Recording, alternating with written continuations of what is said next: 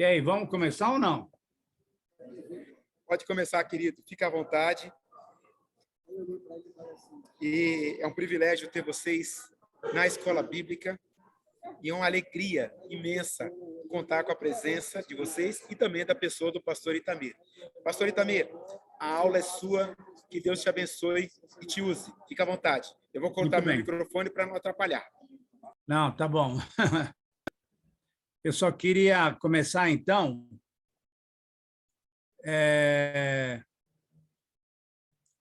com uma palavra de oração, né? Seria bom, né? A gente orar?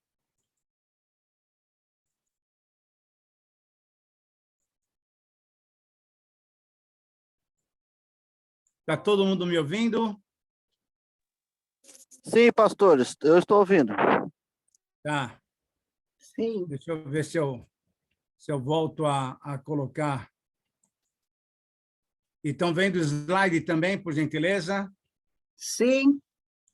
Então, tá, vamos orar e vamos começar, então. Pai querido, muito obrigado por essa noite, muito obrigado por esse início de aula. Nós que louvamos porque temos certeza de que o Senhor está conosco e vai nos orientar. Queremos também te pedir que essas questões técnicas possam ser resolvidas para que nas próximas aulas tudo corra muito bem.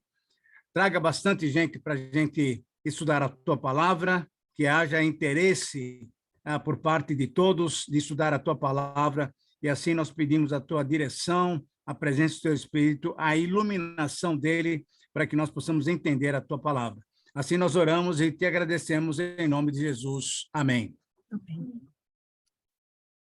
Muito bem, pessoal. Então, a nossa aula, e durante esse semestre, até o final de novembro, talvez pegando a primeira semana de dezembro, a primeira terça-feira de dezembro, nós vamos ter aulas no livro de Gálatas, chamada Carta da Liberdade. Todos estão me acompanhando? Estão vendo os slides aí? Eu queria ter um retorno de vocês, para poder... E também, depois de cada momento, eu vou dar um momento para você fazer uma pergunta, você falar alguma coisa, para que a gente tenha participação de todos também, tá bom? Então, para nós começarmos a pensar em Gálatas, nós temos que olhar para uma introdução. Hoje, então, é a noite da introdução, para a gente começar a entender um pouquinho aquilo que Paulo falou para a igreja da Galácia, e eu queria que você entendesse que a autoria de Paulo para essa carta, para a carta de Paulo aos Gálatas, ela é indiscutível. Todos os comentaristas aceitam essa autoria paulina sem problema nenhum. Não há consenso quanto à data e aos destinatários, porque eu vou mostrar para vocês daqui a pouquinho. Embora a autoria paulina todo mundo aceita, até aqueles mais hereges, aqueles mais liberais, que muitas vezes criticam a Bíblia, dizendo que não é uma palavra de Deus, mas é uma palavra de homens, até esses também aceitam que Paulo escreveu essa carta. Mas Gálatas, então, pode ter sido escrita lá por 48, 49, até 50, mais ou menos, e aí os locais, as possíveis origens da carta pode ser Corinto, Antioquia da Síria, Éfeso, enfim, alguns locais. O fato é que nós temos que entender o seguinte, duas coisas. Primeiro, foi Paulo que escreveu, e segundo, foi antes da década, antes do ano 50. Então, isso é 48, 49, 50, por aí, é mais ou menos. Então, é muito tempo atrás que ela foi escrita. Isso é, se nós pensarmos que a ressurreição do Senhor Jesus aconteceu no ano 28, que é a data da ressurreição de Jesus, uma igreja que recebe essa carta em 48 é uma igreja que tem o quê? 20 anos de vida. Então, por isso também, nós vamos poder entender um pouquinho por que Paulo está escrevendo essa carta para instruir a igreja. É uma igreja nova ainda, é uma igreja que, na verdade, não tinha sido fundada logo quando da ressurreição. Ela foi fundada na primeira viagem missionária, e é exatamente isso que nós queremos ver agora nessa primeira abordagem. Então, a data é por volta de 48 até o máximo, no máximo, 52. Então, com certeza, nós temos a autoria paulina e a data por volta de 50, seria uma média entre 48 e 52. Muito bem. O contexto de Atos, todo o texto de Atos, vai nos ajudar a entender Paulo escrevendo para essa carta. Por quê? Porque essa carta vai nos levar lá para Atos capítulo 13 e capítulo 14.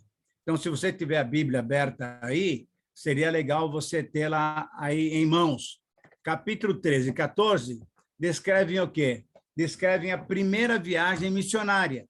Aquela igreja que surgiu lá no capítulo 11 de Atos, quando Barnabé foi ver o que estava acontecendo lá em Antioquia, e a partir daí, o que aconteceu é que ele viu a mão de Deus operando maravilhas, ele fica lá durante um ano, e aí ele percebe que tem muita coisa, e ele chama Paulo lá de Tarso.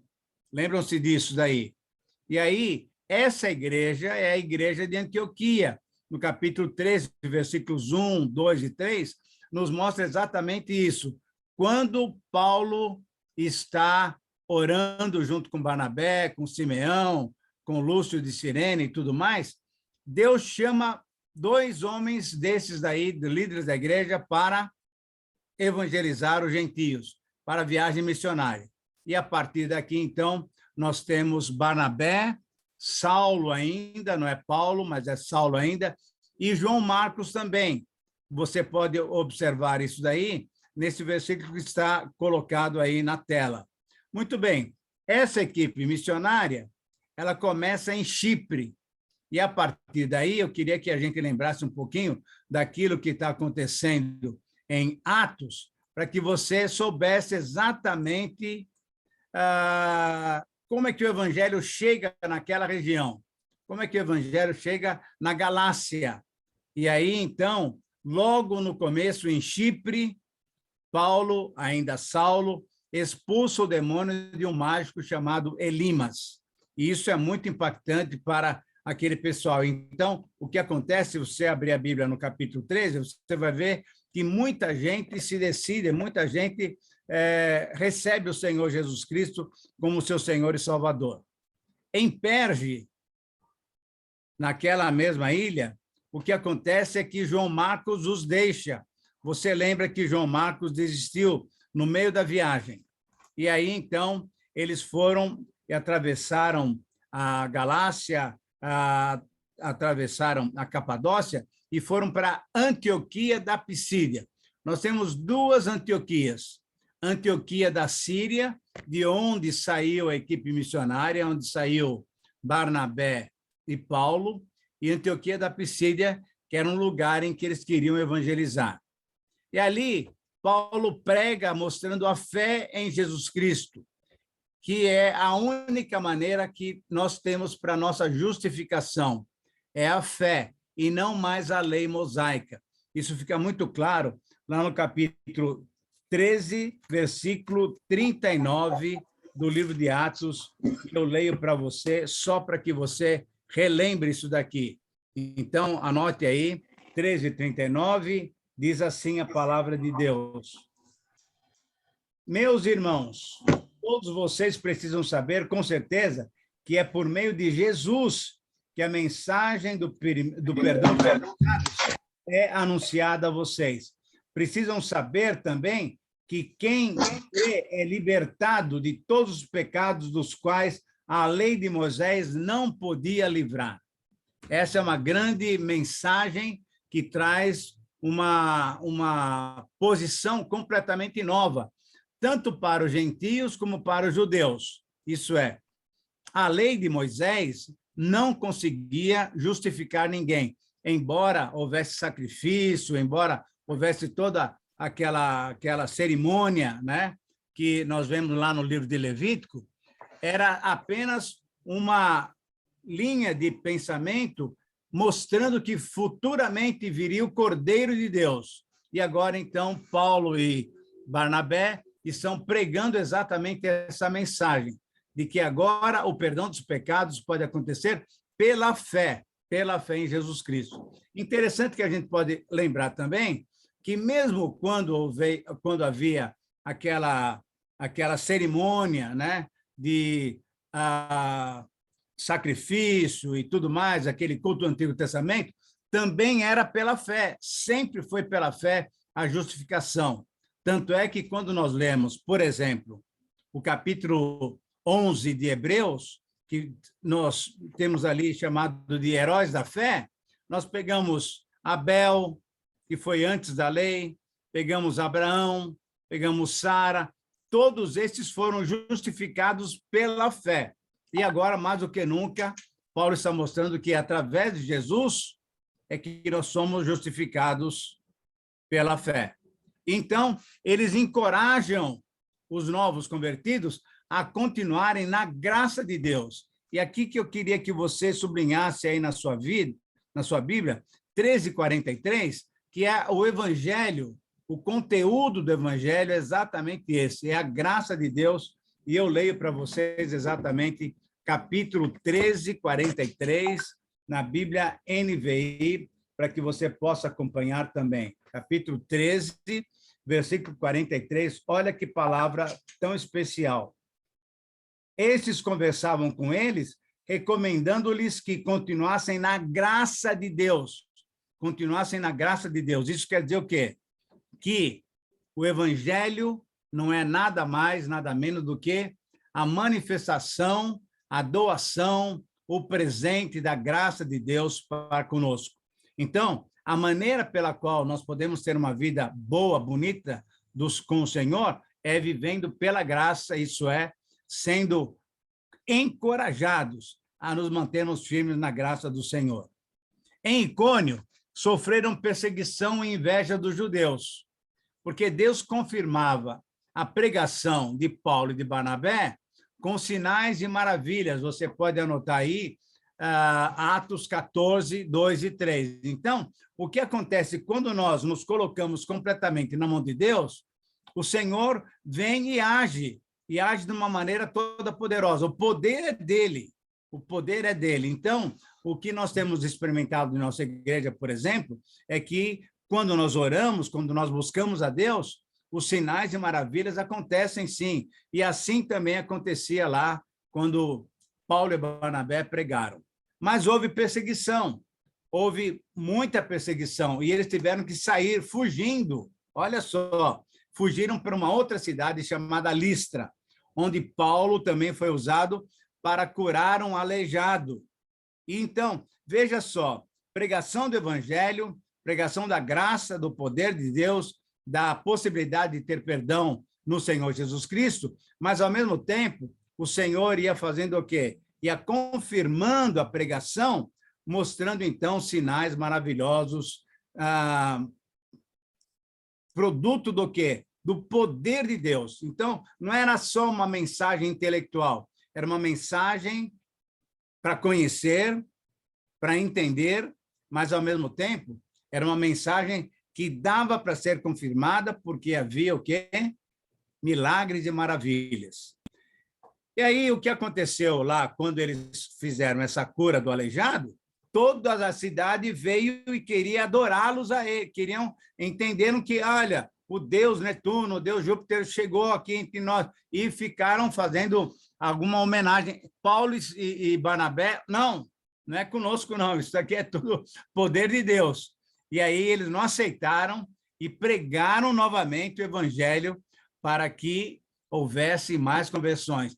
E houve conversões. É muito interessante isso, como a palavra de Deus se espalhava por aquela região. Mas, ao mesmo tempo, havia também o quê? Mais perseguições, conforme a gente lê nos versículos 19 e 20 do capítulo 14. Mas aí, de Icônio, quando então houve mais perseguição, eles começaram a voltar. E aí, se você quiser anotar em algum lugar, isso deve ter demorado, pelo menos essa viagem, uns 2 a 3 anos, 2 a 3 anos. Então, em cada cidade ficava uns 2 meses ou 3 meses, ficava algum tempo, até que houvesse, então, infelizmente, havia perseguição, eles saíam e iam para outra cidade e assim por diante. E agora, voltando para Antioquia da Síria, que fica ao norte de Jerusalém, eles voltaram para Listra, para Derbe e para Antioquia da Pisídia. E aí, o que eles fizeram? Eles estavam encorajando os novos convertidos para que eles permanecessem na fé. Agora, eu quis até colocar o versículo aqui na tela para que você entendesse o que é realmente o evangelho. Muitas vezes nós temos ouvido aí pela televisão, pelo rádio, em algumas igrejas, que o Filho de Deus, aquele que é crente, ele não sofre, né? Que ele é filho do rei e assim por diante. Parece-me que eles não sabem muito bem que a Bíblia ensina uma outra verdade. A Bíblia ensina que, embora sejamos filhos do rei, o próprio rei Jesus disse o seguinte: no mundo tereis aflições, mas tende bom ânimo, porque eu venci o mundo. Então, aflições, tribulações fazem parte da carreira cristã. E aí eu coloquei esse versículo para você entender qual a mensagem que o apóstolo Paulo e o nosso querido Barnabé deram para aquelas primeiras igrejas. Olha, primeiras igrejas. E olha o que eles falaram. É necessário que passemos por muitas tribulações para entrarmos no reino de Deus. Eu aceito a Cristo, eu recebo o evangelho de graça, mas, ao mesmo tempo, eu tenho que saber que eu vou pagar um preço, embora o preço já tenha sido pago por Jesus. Agora, que preço é esse? O preço é aquele que o Senhor Jesus falou: quem quiser me seguir tem que fazer o quê? Negar-se a si mesmo. Vai sofrer perseguição. Bem-aventurados aqueles que são perseguidos por causa do meu nome. Então, sem dúvida, eu não preciso fazer nada para ser salvo, mas, ao mesmo tempo, eu tenho que saber que eu vou sofrer, porque o meu Senhor sofreu. E se eu sou discípulo dele, significa também que eu vou enfrentar tribulações, vou enfrentar lutas, sofrimentos, e assim nós nos igualamos, conforme disse Paulo lá no capítulo 8, versículos 16 e 17 de Romanos. Se nós queremos herdar, se nós somos co-herdeiros com Jesus Cristo, nós somos co-herdeiros também dos seus sofrimentos. Isso é, eu e você devemos estar preparados para sofrer também. Embora, interiormente, nós tenhamos paz, alegria, amor, mas muitas vezes, fisicamente, a gente vai sofrer. Depois de eles estabelecerem essas igrejas, eles foram para cada uma das igrejas estabelecendo líderes nas novas igrejas e voltaram, então, para a igreja que os tinha enviado, que é Antioquia da Síria. Então, só para você entender um pouquinho o que está acontecendo aqui, que está escrito no capítulo 13 e 14 de Atos, nós temos o quê? Paulo e Silas pregando nessa região. Paulo e Barnabé pregando nessa região. Isso é, na região da Galácia. E, a partir daí, então, nós chegamos na nossa carta, que é a carta que nós vamos estudar esse semestre. Muito bem, nós temos questões importantes de autoria com relação a Paulo. E estudiosos muito antigos já atribuíram a carta a Paulo. Isso é, Cano de Márcion, Cano Muratoriano, Irineu, Tertuliano, são pessoas de muito tempo atrás. Olha, 140. Se a carta foi escrita em 50, não é muito tempo. Muito tempo nós temos aqui, de 2022, né? Então, essas palavras aqui são de confirmação de que o apóstolo Paulo é realmente o autor da carta. Em tempos modernos, até mesmo as escolas liberais aceitam a carta como genuinamente paulina. Então, é bom que você saiba que nós temos pessoas que duvidam, tem pessoas que duvidam da autoria das cartas e falam que não foi Paulo, que foi alguém que escreveu e colocou o nome dele. Não, nós entendemos, por esses testemunhos, de que foi Paulo realmente que escreveu. E as evidências internas da carta, quando a gente lê a carta, a gente percebe também que a carta reivindica a autoria paulina. Por quê? Nos capítulos 1 e 2, nós temos exatamente aquilo que nós encontramos no livro de Atos. Isso é, o livro de Atos conta os eventos, conta as experiências, conta as viagens de Paulo. E nessa carta, no capítulo 1 e 2, Paulo faz esse relato, mostrando, então, que, de fato, ele fez essas viagens. E aí, Lucas, que escreveu Atos, vai concordar com ele.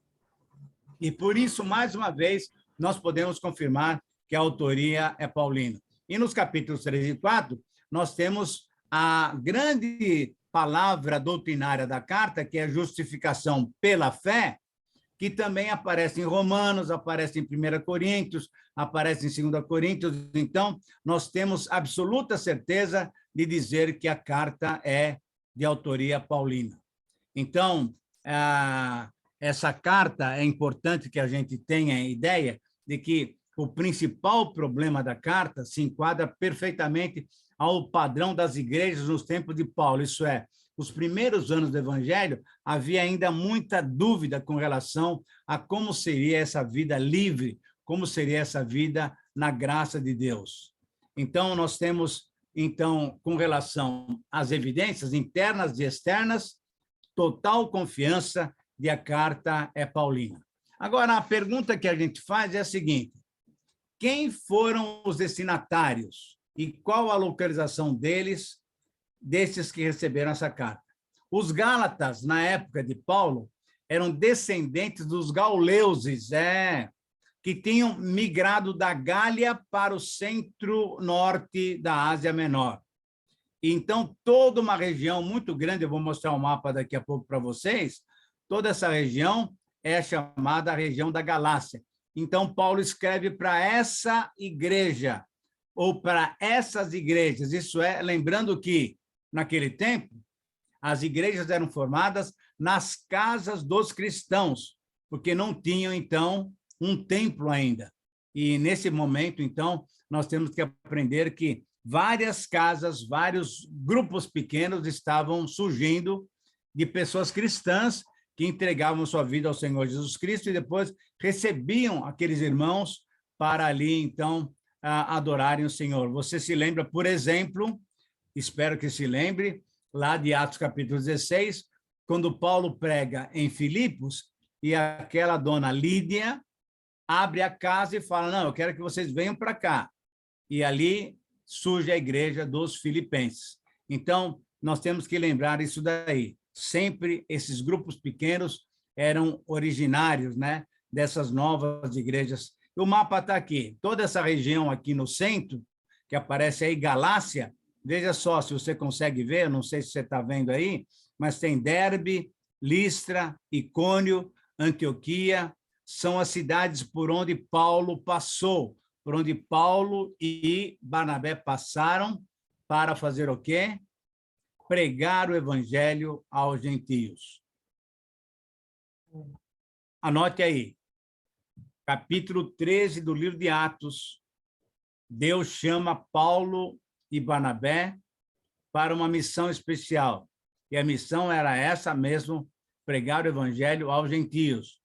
O evangelho estava sendo pregado em Jerusalém para os judeus, mas, ao mesmo tempo, agora, expansão do evangelho, pregando o evangelho para os gentios também. Ok? Muito bem. Qual é o tema e qual é o gênero literário dessa carta? É uma carta pequena, de 6 capítulos, mas ela tem um tema tremendamente importante. O eixo da carta, o miolo da carta, né, ela gira no seu posicionamento com relação ao evangelho. Isso é, Paulo está fazendo o quê? Está definindo o que é o evangelho. Porque você deve se lembrar, então, que essa é a primeira viagem missionária fora de Jerusalém, fora da Palestina. Nós sabemos muito bem na nossa igreja que o Senhor Jesus deixou uma ordem, né? fiquem em Jerusalém, até que do alto sejais revestidos. Muito bem. E vocês receberão o Espírito Santo e serão minhas testemunhas aonde? Jerusalém, Judéia e Samaria, que é Palestina, tá? É o estado de Judá. E aí, confins da terra, que é além do estado de Israel. Muito bem. O que nós temos que entender, então, é que essa carta está sendo escrita para uma igreja que surgiu além da Palestina, surgiu naquilo que a gente chama de confins da terra. O evangelho foi pregado até os confins da terra. E aí, Paulo e Barnabé, então, são os primeiros missionários a irem além, muito além da Palestina, e pregaram, então, lá em Antioquia da Pisídia, Icônio, Derbe e Listra. E Paulo, então, quer fazer o quê? Quer mostrar vamos dizer assim, a essência do evangelho.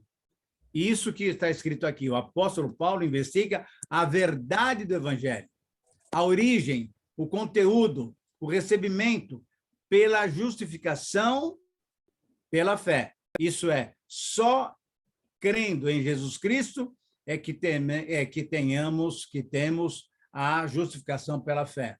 Tanto é que lá em Romanos, Paulo fala o seguinte: justificados, pois, pela fé, temos paz com Deus. Então, justificação, sem dúvida nenhuma, não é mais pela lei mosaica, que nunca foi pela lei mosaica.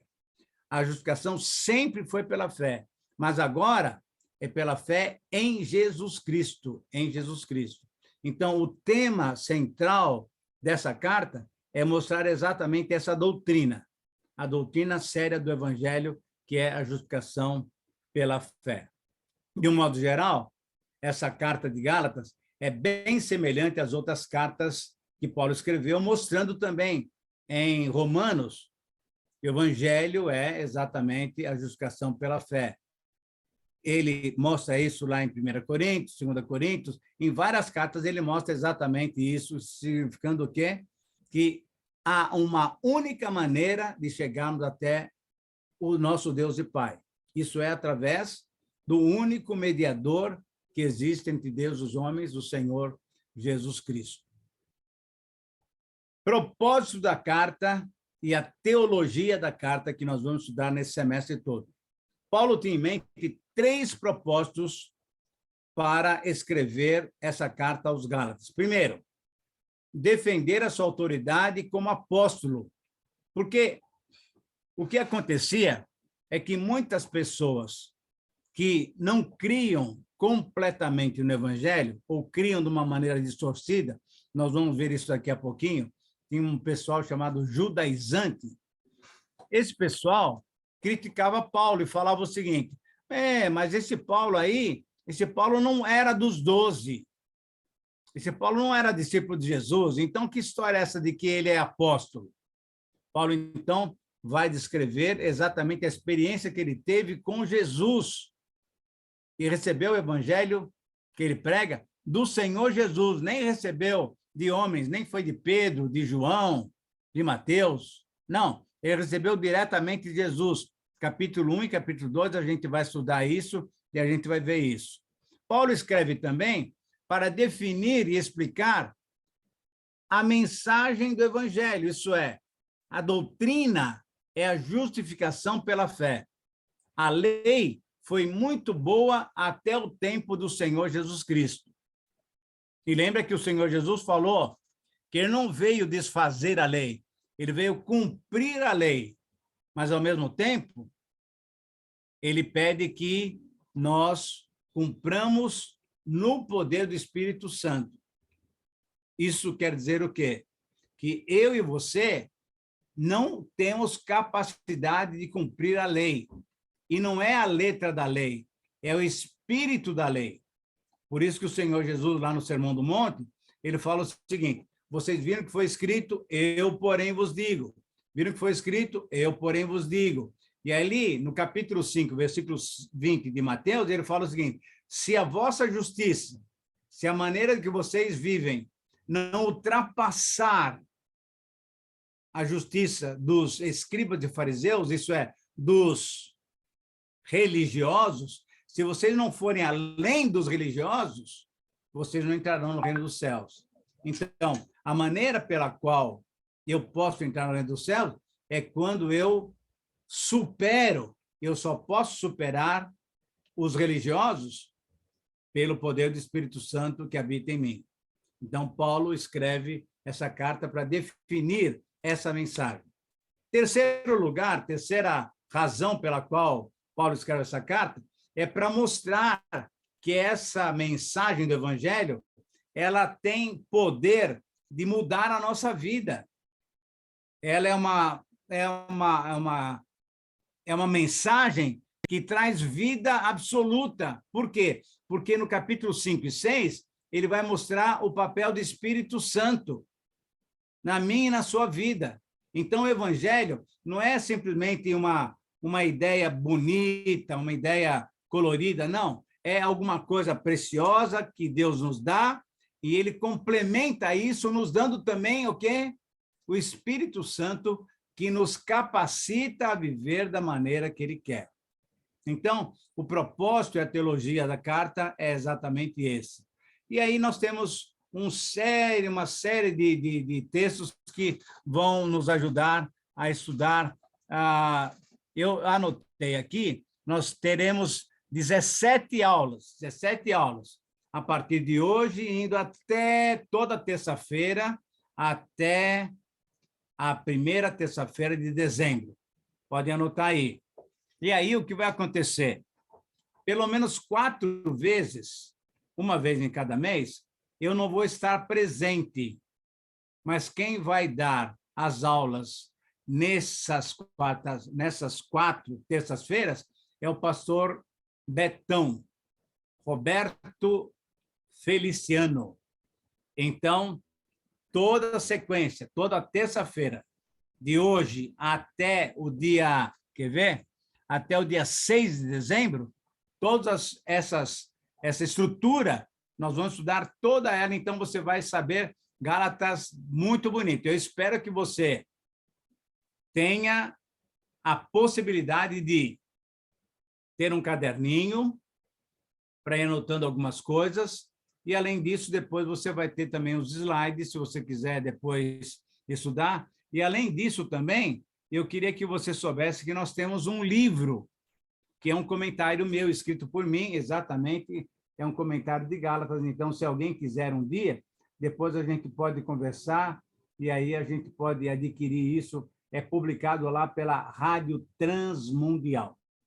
Muito bem, mas o que eu quero que você entenda, então, é que nós temos um conteúdo riquíssimo. Olha, capítulo 1, capítulo 2, capítulo 3, capítulo 4, 5, 6, vai até o versículo 18. E aí, o que nós temos aqui é um esboço resumido. O que nós temos aqui nesse esboço resumido do Evangelho? Exatamente isso daqui. A origem do Evangelho não é uma origem humana. A origem do Evangelho é divina, é divina. Então, ela não depende de ninguém. É a graça de Deus, é a maneira pela qual Deus quer tratar o ser humano. Quando os anjos vieram anunciando Jesus, eles disseram qual a mensagem? Alegrai-vos, porque hoje vos nasceu o Salvador, aquele que é o Senhor Jesus Cristo. Por quê? Porque Deus quer aos homens bem. Então, o Evangelho tem origem divina. O Evangelho são boas novas de Deus para conosco. Capítulo 3 e 4 é a defesa do Evangelho. Isso é a doutrina básica. Salvação pela fé em Jesus Cristo. Tanto a Escritura do Antigo Testamento quanto a vida testemunham dessa verdade, dessa veracidade. Isso é, de que, de fato, o Evangelho tem poder para mudar a vida de uma pessoa. E no capítulo 5 e 6, a aplicação do Evangelho produz uma verdadeira liberdade, produz uma vida completamente livre de qualquer coisa, e a nossa glória, então, agora é gloriar-nos na cruz de Cristo. Ele sofreu, eu também posso sofrer. Ele venceu, eu também vou vencer. Ele ressuscitou, eu também ressuscitarei. Nós temos pregado em nossa igreja sobre a volta do Senhor Jesus Cristo. E essa mensagem vem a calhar muito bem com isso daqui. O Senhor Jesus Cristo voltará e vai levar para si, ou vai chamar, antes dele voltar, né? Vai chamar alguns, mas quem? Aqueles que creem no verdadeiro evangelho. Então, o que nós queremos fazer nesse semestre, ou estudando toda terça-feira sobre Gálatas, é avaliar o nosso evangelho, avaliar a sua crença, para que você creia realmente no Senhor e aí tenha certeza de que você está se preparando adequadamente para a volta do Senhor Jesus Cristo. O esboço resumido, só para a gente ter uma figura aí, para a gente ilustrar, a verdadeira liberdade é concedida pela presença do Espírito Santo em nossas vidas. Então, a cruz de Cristo, ela desfaz essa amarração, esses grilhões, que eram os grilhões do pecado. Nós temos liberdade, porque a cruz de Cristo, então, nos traz essa libertação da vida pecaminosa.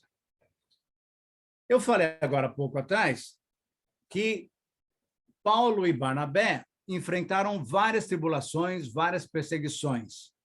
E as perseguições vieram primeiramente dos judeus, mas também vieram através dos judaizantes. E aí você precisa entender, porque durante a carta, Paulo vai fazer argumentações combatendo esse pessoal. Mas então você precisa saber quem são eles. E estudando a Bíblia, estudando os livros daquele tempo, que contam a história daquele tempo, a gente vai entender que os judaizantes, olha só, eles eram judeus convertidos. Lembre-se que, desde o Antigo Testamento, os judeus estão esperando o quê? Um Messias. Virá um Messias, virá um Salvador. Quando o Senhor Jesus vem, a liderança judaica não aceita Jesus como Messias. Ah, ele é um homem como nós qualquer, ele é filho de um carpinteiro, eles não aceitam. Mas quando eles começam a perceber os milagres e, por fim, a própria morte e ressurreição do Senhor Jesus, muitos judeus se converteram. Lembra que naquela primeira pregação de Pedro, ele elevou daqueles 120 cristãos que receberam o Espírito Santo, elevou o número da igreja para 3.120. 3.000 pessoas se converteram. Então, muitos se converteram, mas vários deles ainda não tinham uma liberdade completa, não entendiam como a graça de Deus era tão maravilhosa que podia alcançar, inclusive, os gentios. Então, eles eram judeus convertidos, aceitando Jesus como Messias, mas eles formaram, vamos dizer assim, um grupo dizendo o seguinte: os gentios, para serem salvos, têm que também cumprir a lei de Moisés. Já que nós, judeus, tivemos que cumprir a lei de Moisés, os gentios também têm que cumprir a lei de Moisés. Então, eram convertidos, recebendo Jesus como o Messias, mas, ao mesmo tempo, estavam agarrados ainda à lei mosaica. O que a gente percebe é que muitos judeus mais idosos, eles não conseguiam entender essa liberdade que Deus tinha dado também para salvar os gentios. E, diante disso, então, havia essa oposição à pregação de Paulo e de Barnabé. Ok. Esse homem, Sandras, ele é um estudioso, e ele diz o seguinte: no judaísmo, os indivíduos são situados dentro do povo da aliança de Deus com base na sua graça, e graça eletiva. Deus escolhe. Não lhes é exigido observar a lei para entrar na graça, para entrar na salvação. Mas Olha só o que eles pensavam. Uma vez que eu aceitei Cristo, eu tenho que cumprir a lei. Eu tenho que cumprir a lei. E o que é exatamente oposto àquilo que o Senhor Jesus falou. Ele cumpriu a lei para nós. Ele cumpriu. Se você quiser anotar aí, anota Mateus 5,17. Eu não vim abolir a lei, eu vim para cumpri-la.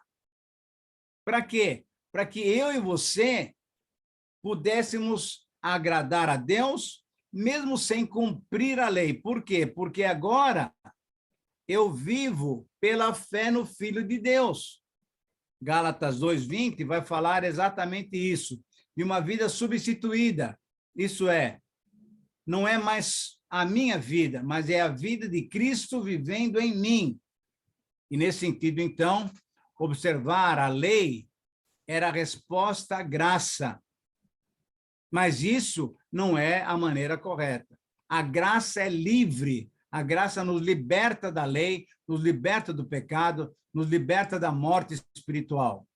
A graça nos dá completa condição de nós chegarmos até Deus através do Senhor Jesus Cristo.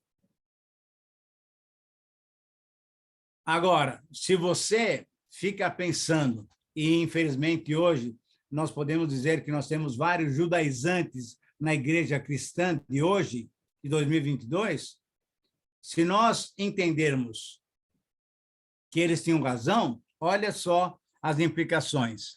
Se crer em Jesus não era plenamente suficiente para fazer parte do povo de Deus, então Paulo estava errado, estava equivocado, ou então ele estava deturpando o evangelho, porque para os judaizantes, eu devia crer em Jesus, mas continuar fazendo o quê? Obedecendo à lei. Esse argumento é completamente contrário ao verdadeiro evangelho, é o que Paulo vai mostrar para nós quando estudarmos toda a carta de Gálatas. Segunda implicação muito séria. Paulo era fiel à sua herança ancestral? Ele era fiel ao seu passado judaico? E a pergunta que eles faziam era o seguinte: afinal de contas, quem constituiu Paulo como apóstolo? E Paulo depois rebate e fala: ele é chamado por Jesus, desde o ventre da mãe dele. Só que durante um tempão, ele viveu completamente às cegas, inclusive perseguindo a igreja. Mas quem constituiu Paulo apóstolo, quem chamou Paulo, foi o próprio Senhor. Você lembra da experiência dele lá em Atos 9, quando ele é jogado ao chão, aquela luz grandiosa do céu ilumina ele, deixa ele cego. E aí, durante 3 dias, ele fica sem comer, cego. E aí Deus manda o quê? Manda Ananias. Vai lá e ora por ele. Ananias tem um certo temor e tal, mas ora por ele. E Ananias, você tem que falar o seguinte para esse rapaz que você vai orar por ele: eu escolhi você para ser o meu portador para os gentios. Você vai pregar para os gentios. Atos 9:15. Então, rapidamente a gente pode entender que quem chamou Paulo foi Deus, foi o Senhor. E aí, então, ele tem uma base sólida para a sua pregação. Então, novamente, os judaizantes estão contrários a Paulo, mas estão errados. E uma terceira maneira da gente poder entender é muito clara. Se os cristãos gentios não observassem a lei, como poderiam constituir vidas que fossem consistentes com a qualidade de comportamento moral exigido por ela? Ora, essa pergunta é fácil de ser respondida pela habitação do Espírito Santo em nossas vidas. Eles não tinham, os gentios, nenhuma lei, não conheciam aquilo que Deus queria, mas convertendo-se ao Senhor Jesus, o Espírito Santo vem para as nossas vidas quando nós aceitamos a Cristo. E aí, o Espírito Santo é que nos capacita a viver uma vida bonita diante do Senhor. Em 1 Coríntios 5 e 1 Coríntios 6, nós vemos que os gentios ainda praticavam vários pecados. E exatamente, olha lá, em Gálatas 5, 13 a 26, parece que Paulo percebe isso, e aí ele coloca exatamente isso, as obras da carne, mas coloca também o fruto do Espírito. Isso significa o quê? Queridos irmãos, para nós já, nessa noite, a grande lição é essa aqui. Queremos ter uma vida bonita, uma vida santa, só permitindo o Espírito Santo habitar em nossa vida e cuidar de nós, conduzir-nos a ter uma vida correta diante de Deus. Muito bem. Esse debate entre Paulo e os judaizantes nos trouxe, então, essa carta tão bonita que é a carta de Paulo aos Gálatas, que está aqui na sua Bíblia. Muito bem. Essa carta é chamada, então, carta de alforria, de liberdade do cristão. É a carta da liberdade. Por isso que nós vamos estudar essa carta para realmente entender como é que nós temos que viver a vida cristã, uma vida livre. Porque o Senhor Jesus tinha dito, e você sabe disso, você deve se lembrar desse versículo que eu vou citar. Conhecereis a verdade, e a verdade vos libertará. Exatamente dessa maneira, então, é que o evangelho puro vai conceder, então, uma vida completamente livre do pecado, com certeza, pecando ainda, mas pedindo perdão e novamente tendo liberdade, pedindo perdão e novamente tendo a nossa vida purificada. Essa liberdade de poder falar com Deus, falar com Jesus Cristo, em nome de Jesus, falar com Deus, tudo isso é o evangelho da graça do nosso Senhor Jesus Cristo. Cristo morreu, Cristo foi crucificado, coroa de espinho, cravos na mão, para nos livrar do pecado e da maldição. Graças a Deus, quando a gente lê Romanos capítulo 8, versículo 1, nós estamos absolvidos. Não pesa mais condenação para aqueles que estão em Cristo Jesus. Por isso, então, é que Gálatas é a carta da liberdade, a carta da alforria do cristão. Eu estou chegando no final da nossa aula de hoje, hein? E aí eu quero mostrar algumas coisinhas aqui interessantes dessa carta e depois abrir uns 5 minutos para alguma pergunta que houver necessidade de fazer. Esta carta é uma das únicas cartas em que Paulo não começa a carta dando ações de graças. Por quê? Porque ele está decepcionado com os Gálatas. Ele está preocupado com os Gálatas. E por isso ele não está orando, agradecendo a Deus pela igreja. Aquela igreja estava sendo influenciada pelos judaizantes. Estava deixando o verdadeiro evangelho, que Paulo fala no capítulo 1, que a gente vai estudar semana que vem, que não é um outro evangelho. Não é evangelho. Não é evangelho. E a partir daí, então, nós temos que entender que nessa carta Paulo não está agradecendo a Deus pela igreja. Inclusive, ele está chamando a atenção da igreja para ter um posicionamento correto diante do Senhor. Uma outra peculiaridade dessa carta é que ele trata com os Gálatas do mesmo assunto que o Concílio de Jerusalém, em Atos 15, trata. Por quê? Porque, olha só, se você me acompanhou desde o comecinho, ele faz uma viagem com Barnabé e aí visitam as regiões da Galácia, pregam o evangelho, voltam, vêm fortalecendo as igrejas. Mas aí surgem os judaizantes, colocando o quê? Uma doutrina completamente errada. E aí há um conflito. E por isso, então, teve que haver o quê? O Concílio de Jerusalém, para se definir como se chegaria à salvação. E, graças a Deus, o concílio, isso é a reunião da igreja, definiu que a salvação é pela graça, misericórdia do nosso Deus, não mais pela lei, não mais pela lei. E assim, então, esse mesmo assunto que nós vamos estudar em Gálatas, em 6 capítulos, foi decidido numa reunião lá em Atos, capítulo 15, o Concílio de Jerusalém. Nós temos aqui uma pintura, né, que mostra, então, o pessoal, alguns lutando, alguns defendendo. A questão toda era como se dá a salvação, como é que uma pessoa pode ser salva. E a salvação é pela fé em Jesus Cristo. O tema da liberdade cristã, ou equivalente da liberdade, aparece 11 vezes, uma pequena carta de apenas 6 capítulos. Então, você vê que essa carta realmente é chamada Carta da Liberdade, com toda a razão. O tema da liberdade cristã é enfatizado por 11 vezes nessa carta, a Carta da Liberdade. Nessa carta, a gente vê um detalhe muito interessante, que a lei dada por Deus a Moisés foi dada através dos anjos.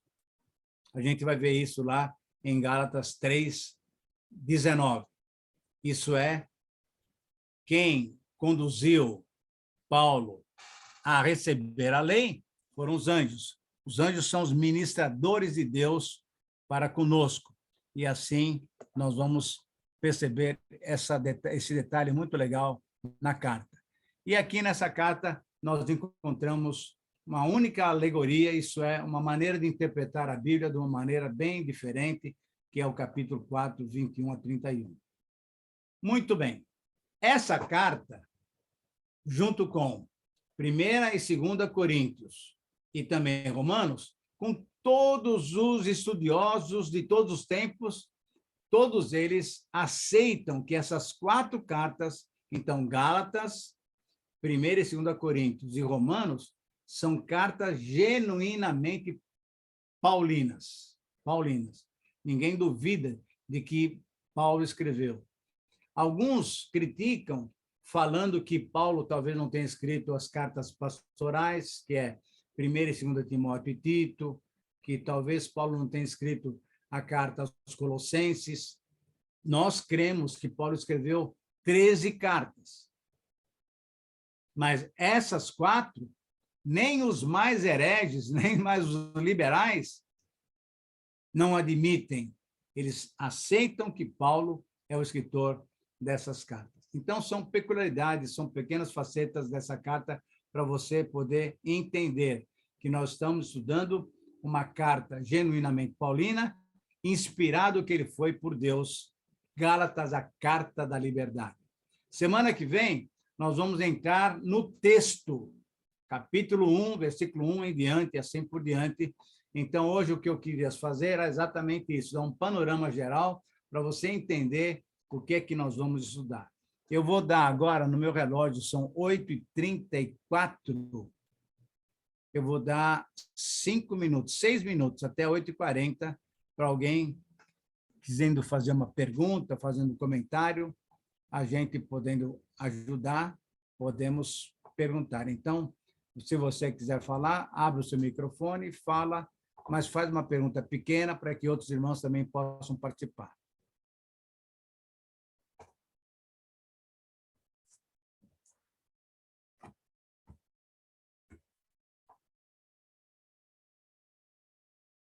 Se não tiver pergunta, também não tem problema nenhum. Não tem nenhuma pergunta, não. A aula foi ótima. Então tá. Ou vocês entenderam tudo, ou não entenderam nada. Pastor, eu posso fazer uma pergunta? Pode. Eu gostaria de saber, essa é a lei da... Não, você gostaria ou você quer saber? Eu quero saber. Então tá. Então é gostaria. Isso. Muitas vezes nós confundimos liberdade com libertinagem, né? Muito bem. Nós confundimos você servir na igreja com ativismo. E muitas vezes a gente parte do 8 para o 80. Ou a gente não faz nada na igreja, ou vira lá uma pessoa que não sai na igreja, que quer fazer tudo ao mesmo tempo agora e acaba metendo os pés pelas mãos, né? Como equilibrar isso? Né? Já que nós temos essa liberdade, como equilibrar isso? Exatamente. No capítulo 5, nós vamos estudar exatamente isso daí. Então, você vai ter que esperar um pouco para ouvir a resposta da Bíblia, não a minha resposta. Mas eu posso antecipar dizendo o seguinte: o que nós temos que fazer é permitir que o Espírito Santo nos indique o que fazer. A vida, o que Paulo fala em Gálatas, pessoal, é que a vida cheia do Espírito vai nos dar essa maneira moderada de viver. Isso é, uma vida completamente entregue ao Senhor, mas uma vida também completamente entregue às nossas responsabilidades. A liberdade que a gente vê em Gálatas tem uma palavrinha do outro lado da moeda, que também termina em dade, que é responsabilidade. Liberdade é uma coisa, mas se você for irresponsável, você cai na libertinagem. Exatamente isso daí. Então, liberdade com responsabilidade. Aí sim você consegue fazer exatamente isso que Deus quer. Um serviço para Ele, mas, ao mesmo tempo, uma vida correta com as suas responsabilidades aqui, fora do serviço da igreja, né? Porque também, serviço da igreja não é servir a Deus. Serviço da igreja é serviço à instituição. A minha vida de serviço a Deus é a minha adoração, a minha oração, a minha comunhão com Ele. Então, servir a Deus, amar a Deus, é diferente exatamente desse ativismo que muitas vezes alguém faz, quer fazer tudo na igreja, mas, na verdade, não está servindo a Deus, está querendo fazer uma porção de coisa, mas, com isso, infelizmente, não está adorando a Deus, que quer que nós o adoremos como? Em espírito e em verdade. Na verdade, pessoal, é uma palavra muito ousada que eu vou falar agora, mas para a gente poder entender. Deus não precisa do nosso trabalho. Deus quer a nossa vida. E quando nós entregamos a nossa vida a Ele, aí sim Ele vai querer que nós trabalhemos para Ele. O grande exemplo é Isaías, capítulo 6. Eu estou aqui e tal, estou vendo, Senhor, majestade, glorioso, os anjos, os arcanjos e tal, serafins, etc. e tal. Aí, ele reconhece, quando ele vê Deus, ele reconhece que ele é um pecador. Ele confessa, ai de mim, que eu sou pecador. Sou um homem de lábios impuros. Quando o Senhor perdoa o seu pecado com aquele anjo que coloca uma brasa viva na boca, aí é que ele vai trabalhar, aí é que ele ouve a voz de Deus e fala, eis-me aqui. Aí ele fala, envia-me a mim. Então, o que Deus quer, primeiramente, é minha vida, depois o meu trabalho. Ele quer primeiro a minha adoração, depois o meu ministério. Então, nesse sentido, é que nós temos que deixar que o Espírito Santo nos guie e nos dê, então, essa vida madura, né? Essa vida equilibrada. Mas nós vamos estudar no capítulo 5 exatamente essa pergunta que você fez. Ok, mais 1 minuto para perguntas.